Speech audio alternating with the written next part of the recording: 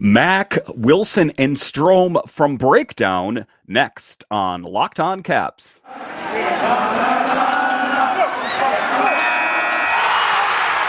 Your Locked On Capitals, your daily podcast on the Washington Capitals. Part of the Locked On Podcast Network, your team every day.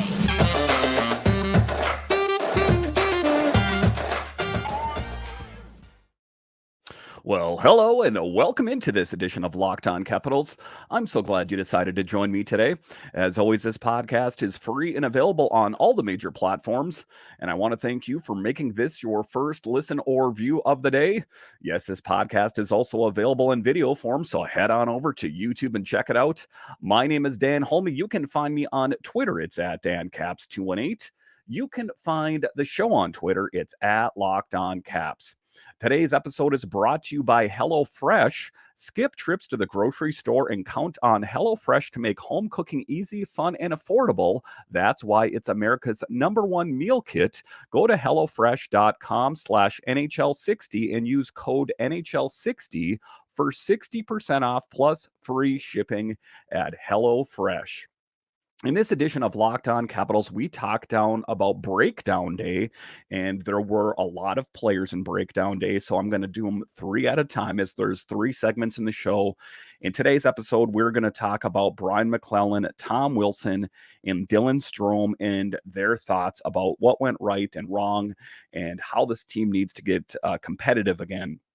But just to get it going here, we're going to talk about Brain Maclellan, the GM of the Washington Capitals, and kind of the overarching feeling of what he feels about this team, what direction it needs to go going forward to be competitive, about, regrets that he had in this past season, and about ultimately how his job is on the line now, being that, he's gone through several different coaches since he's been the GM here. And, if they don't get the result out of this next coach that they hire, it could be him that is looking for a new job.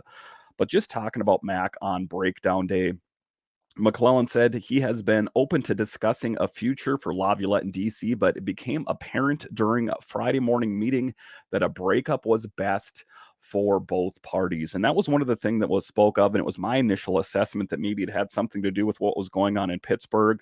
But I think that, Peter Laviolette saw the direction in which this team was going, and he didn't see it going in a good direction. And I think he also kind of sized it up and thought to himself, there's no chance they're going to have me back next season. So let's get a jump on my next job, wherever that may be around the NHL. We had a conversation went in a certain direction, and we both decided we'd make changes, Maclellan said.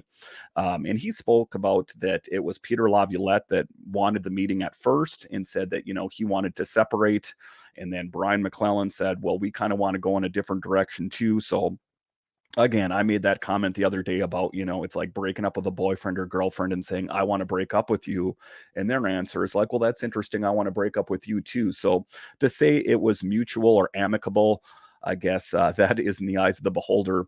Maclellan said he plans to cast a wide net as he searches for Laviolette's replacement and acknowledged, without names, obviously, that he may wait to ask to talk to assistants who are on teams currently in the playoffs. So head coaches potentially, or assistants on these teams that are in the playoffs as potential candidates for the next head coaching position here in Washington. I don't think you need to make any, split second decisions. I don't think that you need to decide on Spencer Carberry or Jeff Halpern or, the other names that have been thrown out there. They very well might be the next head coach, but let's just wait it out. I think that oftentimes, you want an answer like, I'm going to go get that head coach right now. And then you kind of go out there half cocked and you end up picking the wrong head coach. So my word of advice, just from as a fan, is to just take your time and make sure you, in fact, have the right next head coach. As far as what he's looking for in the next bench boss, Maclellan said he wants a coach that can manage stars and develop young players, and admittedly, a rare skill set. And I was watching all the interviews, and if you follow me on Twitter, I was tweeting all day about the different interviews and my thoughts on it. it is going to be a unicorn that they find, or a four-leaf clover, if they can find a head coach that works well with experienced and young players. Usually it's one or the other. And it seems, that a lot of the head coaches in the NHL are a bit on the older side, and they like to go with a sure thing. And what is a sure thing is a veteran. You know what you have in the tank in them. A lot of times when you go with younger players, you don't know what you have in them. And a lot of times there's a reluctance to go younger. You've seen that in Laviolette, and also in Barry Trotz before him. Our group is changing, he said. We're trying to get younger. We brought in some young players. It's going to be different in that you want a coach that can work with young guys, and we're going to have a veteran group at the top that kind of needs a veteran coach. It's going to be a challenge to find the right guy for that. I don't know if we can find that, but we'll do the best we can. And I think that his head is in the right place. He's saying that. I don't know if that perfect coach is out there, the guy that can work with the veterans and the rookies out there, but he's going to do his level best to do that and make sure that this team is going in the right direction. Last time when they picked out Laviolette, they went with a coach that had experience. And this time, one of the things I noticed as well is that Brain Maclellan said he's not necessarily looking for someone that has a lot of experience, because sometimes you see these younger coaches, maybe they were coaching, in the AHL or college or the ECHL, and sometimes these younger coaches just have a better grip on how things are going. Maclellan acknowledged the impact that trading away key veterans at the deadline likely had on the room, but the others, he still didn't like what he saw down the stretch. That was in the Athletic there. So this is kind of a mixture between the Athletic and my notes here, just for context here. But Maclellan acknowledged that, and one of the things that you could tell on him is that it weighed on him, the fact that perhaps moving on from Orlov and Hathaway during the part of the season where the Caps ultimately could have turned their season around and gone in the right direction, what kind of impact did moving two huge pieces, three pieces really, Hathaway, Orlov, and Gustafsson out of here, how big of an impact did that have? Could we talk about the Capitals making it into the postseason right now had we kept those three players here? I guess you could widen the lens a little bit more and say Eller and Marcus Johansson as well, but I would say primarily the bigger players in that equation were Hathaway, Orlov, and Gustafsson. Not to say that Marcus Johansson didn't help contribute to this team as well, but it is an interesting thing. I understand it's Monday morning quarterbacking and living your life in the rearview mirror, but it is an interesting thing to ponder. I understand his thought process about wanting to change those players at the time so you could make sure and get a good return. And I think that he thought, if you listen to the different players that I'm going to talk about the next few days, the feeling was that after trade deadline, there was a feeling that this team was still in it. They just squandered opportunities by losing games that they should have won against Columbus, against Arizona, against these different teams that they played out there. That those points that were squandered could definitely have pushed them in the direction of making it in the playoffs.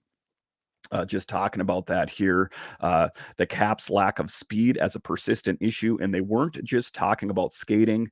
And then he was talking about how the Caps struggled down the stretch there, that it was frustrating to watch. He said that they didn't grab a hold of it and just take hold of it. And one of the things that is kind of permeates or is all over all these different breakdown videos is they felt like the Caps, especially Tom Wilson, didn't feel like all the players were invested in making a playoff push, that some of them weren't bringing that same level of compete night in and night out as others, and that could be in part why they're in the position that they're in. He didn't go out and list names, but there are certain players that kind of always go above and beyond. I'm talking about your Ovechkin, your Oshie, or Wilson. You can tell those guys never mail it in. That's not necessarily the case about some of the other players out there. People get caught up in skating speed, Max said, but to me, it's the way you move the puck, the way you're available, the way you work away from the puck. That's how you play fast.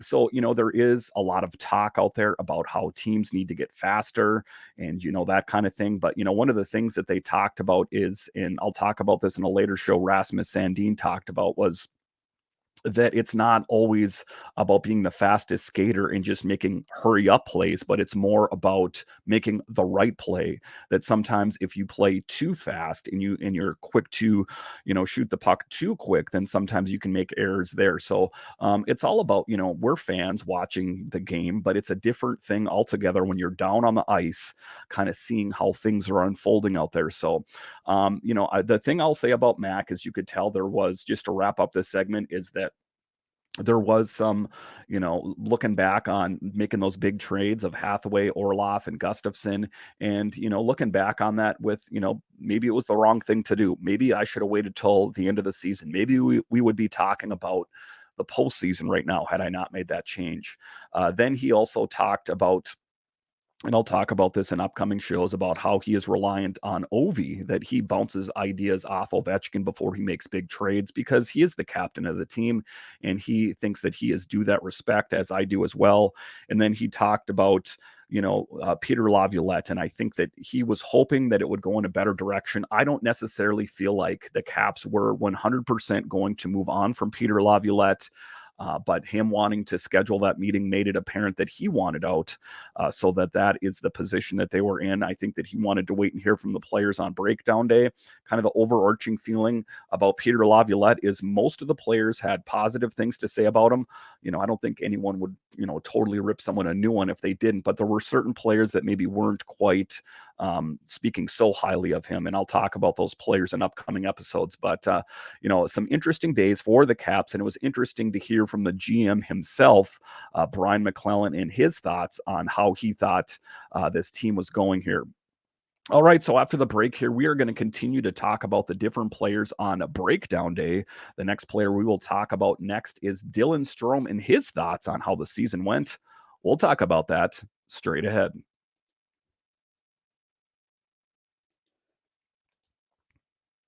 Today's episode is brought to you by a product I use literally every day, AG1 by Athletic Greens. Maybe you're like me, you want to eat healthy and eat well, but it's always easier said than done. That's no longer the case with AG1. With one delicious scoop of AG1 in a glass of water each day, you're absorbing 75 high-quality vitamins, minerals, whole food sourced superfoods, probiotics, and adaptogens to help you start your day right.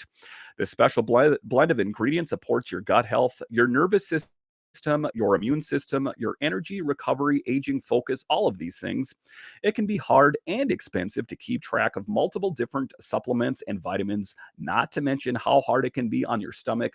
AG1 costs you less than $3 a day. You're investing in your health, and it's cheaper than your cold brew habit. Right now, it's time to reclaim your health and arm your immune system with a convenient daily nutrition. To make it easy, Athletic Greens is going to give you a free 1-year supply of immune-supporting vitamin D and 5 free travel packs with your first purchase. All you have to do is visit athleticgreens.com/NHL Network. Again, that's athleticgreens.com/NHL Network to take ownership over your health and pick up on the ultimate daily nutritional insurance. All right, welcome back into this edition of Locked On Capitals, part of the Locked On Podcast Network, your team every day. What we're going to be talking about this next few days here is about Breakdown Day. In this particular episode, we're talking about Brain Maclellan, Tom Wilson, and Dylan Strome, but there were many of them, and it is the offseason, so I want to go a little bit more in depth. I don't want to just kind of read through them real quick and give you my thoughts. We have some time to talk about it. I will also have a couple guys on here to talk about the season so far of the Hershey Bears and the Stingrays. So make sure and subscribe to Locked On Capitals on your favorite podcatcher and on YouTube.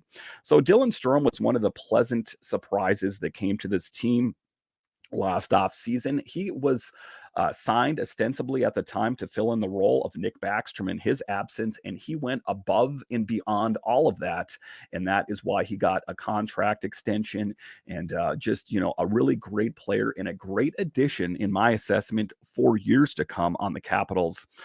In this piece here, Dylan Strome is talking about where he feels like the season went off the rails. I kind of feel like Pittsburgh game was the game that sunk the ship. The center said of the last minute loss to Pittsburgh on March 25th. We had some chances, but after that, but if we win that game, that, maybe things could have been a lot different. And that was a feeling of John Walton on his podcast. He spoke about the importance of that last game that the Caps played against the Penguins. And if they win it, the implications are large. And also if they lose, the implications that are large.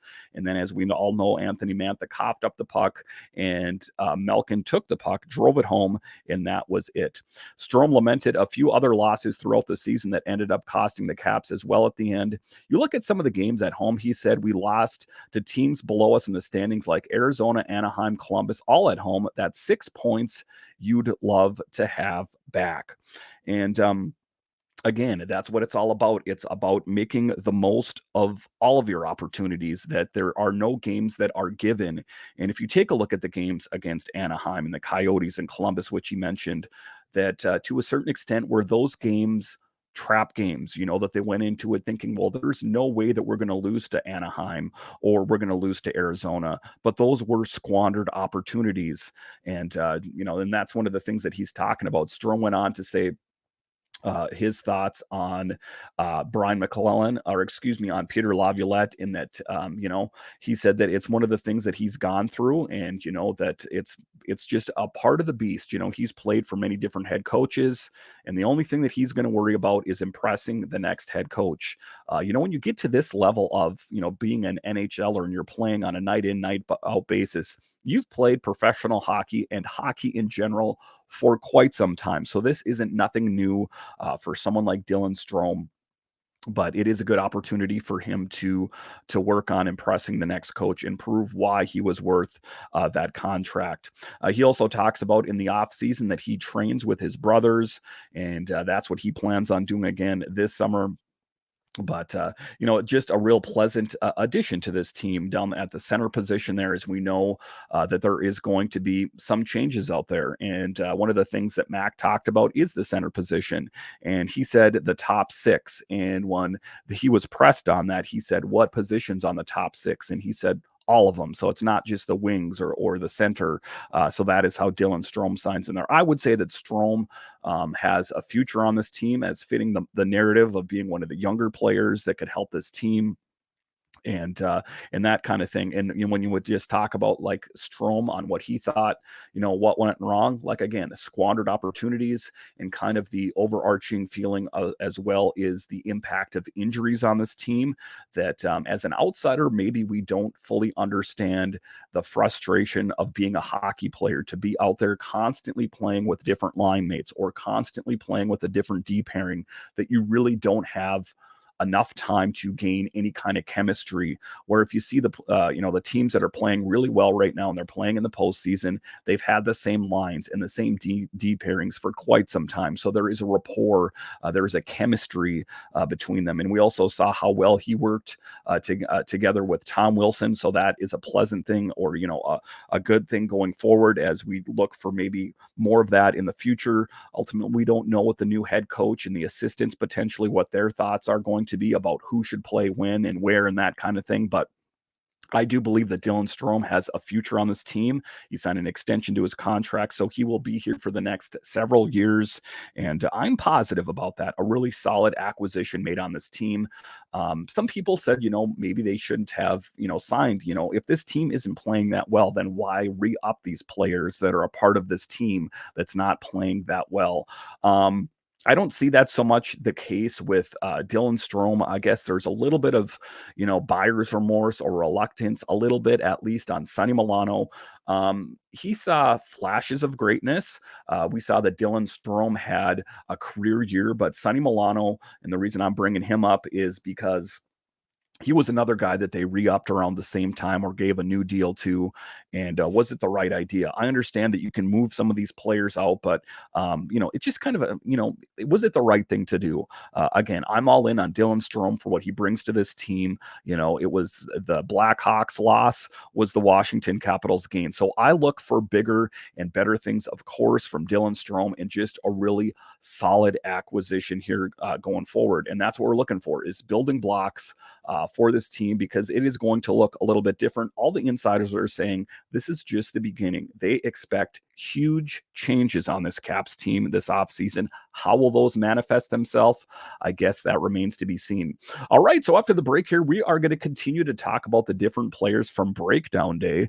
The next player I'm going to talk about, Tom Wilson, and what his thoughts are on the Caps. We'll talk about that straight ahead.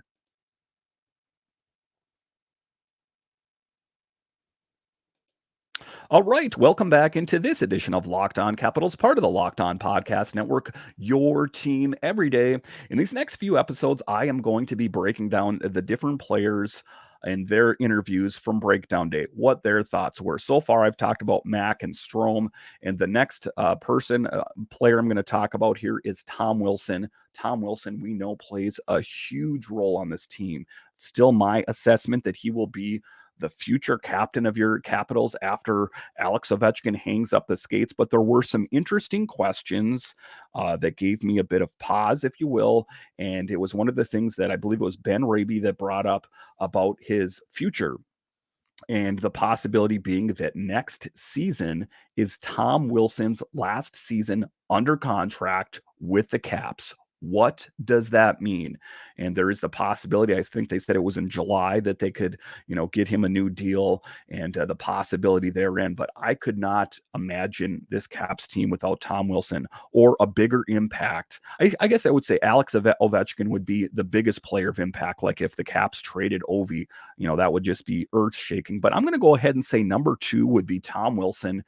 Closely thereafter would be John Carlson, but they have got to find a way to get Tom Wilson a new deal. And here, Tom Wilson talks about what went wrong in the season. Towards the end of the year, for whatever reason, we just weren't where we wanted to be as a group. I don't think the hockey was good enough. I don't think we were playing hard enough down the stretch to win games. We were in a really good position, even after selling, to potentially try to get into the playoffs. And there were some big games where we just didn't get it done. Big games that for the last 10 years had gone the other way. Wilson, who was 29, has one season left on his 6-year, $31 million contract he signed in 2018, and is eligible to sign an extension on July 1st. Talks have not begun, Maclellan said, but both the GM and players said they want to make it happen. And, so one of the things I talked about off the top is, it's a little bit interesting. So when they asked him about his contract, he just kind of said, well, that's not up to me. It's up to my agent. He said that, of course, I want to retire here. But he had kind of this odd grin on his face when he was talking about it, when they said stranger things have happened, when talked about the possibility of being traded. So it's not like, he said, I guess, what he's saying is that he's seen it happen to other players, and it could potentially happen to him. I'd like to think that he really, in fact, genuinely does want to finish his career here in Washington. But the fact that he kind of said with a wry smile that stranger things have happened, I don't know. And one of the other things that he spoke about is he's not the kind of guy that's going to want to play hardball. He's not going to tell his agent that, go out there and see how much money you can get me. He said that he's all in on playing in DC for the rest of his career. I want to believe him on face value. However, I have seen these players kind of give one answer and these kind of things, and then the next moment say they want out of a team. So I really hope that's not the case for Tom Wilson, as we know the many different things that he brings to this team. I'd like to finish up in Washington, Mac said, or he would like Tom Wilson to finish up here. Mac said, he's been a big part of our culture, our group. He's consistently gotten better throughout the years. We're going to do everything we can do to sign him, added Wilson. Everyone knows I love it here and I want to be here.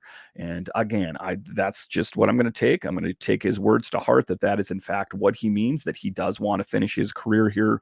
But one of the things that he talked about in that interview that stood out to me, and he said that I'm not trying to say that I'm perfect, but one of the things that he mentioned, kind of what I talked about in the previous segment, was that he didn't feel like all the players that were playing out there were playing 100%.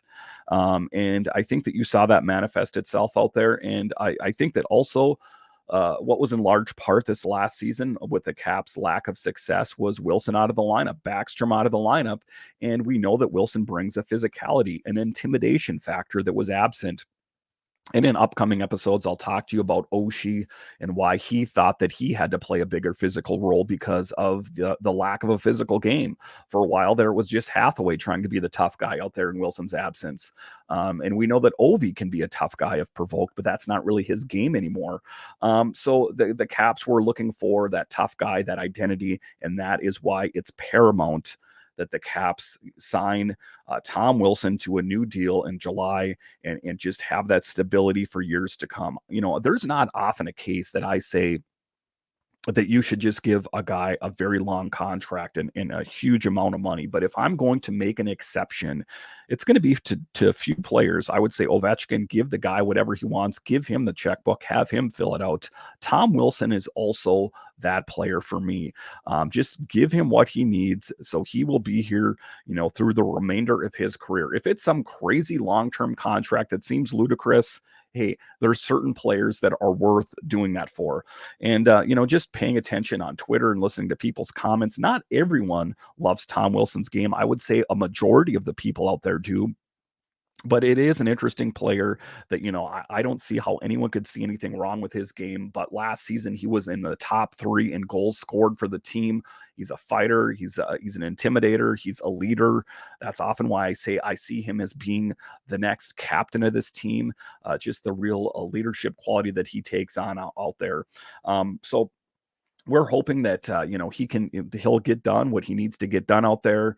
And one of the things that he went and talked on about there was working with an aging core of players out there, and that he is one of the youngest guys that was left from that's left on the team from the Stanley Cup run out there, and what that means. And he picked his words carefully when talking about some of the older players on the team like Ovechkin and Backstrom, talking about how important those players still are on this team, and that he made comparisons to the season when they won the Stanley Cup in 2018, when it was Christian Juice in there and some of these other younger players in there. And the thing that he was mentioning there is that it didn't necessarily have to be all young players. When you looked at the season that was in 2018 and the crew that was out there, it wasn't all young players. It was young players that were sprinkled in with experienced players. So, when I hear all the time and I talk about on the show that this team needs to get younger, I don't want there to be a misunderstanding